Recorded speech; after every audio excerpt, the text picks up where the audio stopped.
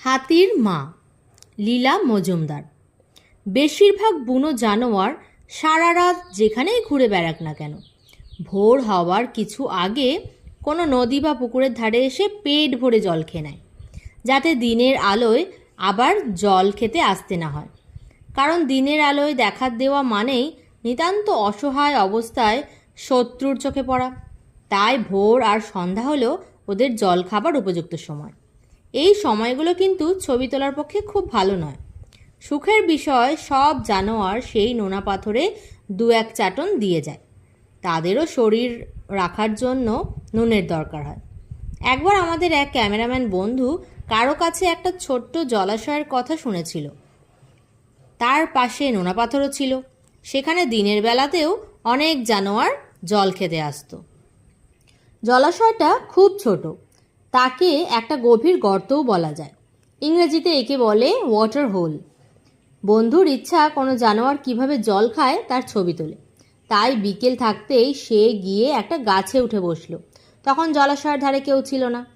একটু পরেই প্রকাণ্ড একটা পুরুষ হাতি এসে জল খেতে লাগলো। জল খাচ্ছে তো জলই খাচ্ছে। তার জল খাওয়ার বহর দেখে বন্ধু তো অবাক হয়ে গেল। এদিকে বন থেকে একটা বাচ্চা হাতিও বেরিয়ে এসে জলের কাছে গিয়ে দাঁড়ালো, কিন্তু জল অবধি এগুতে সাহস পেল না।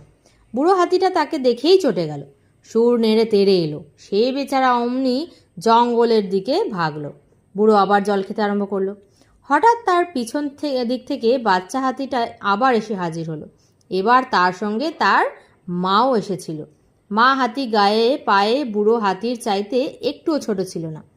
মা আর ছেলে চুপ করে একটুক্ষণ তাকিয়ে রইল।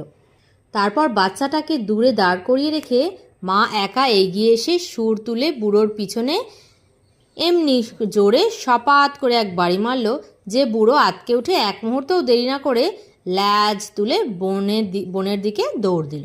তখন মা বাচ্চার দিকে তাকাতেই সে এগিয়ে এসে পেট ভরে জল খেলো। তারপর মাও জল খেলো।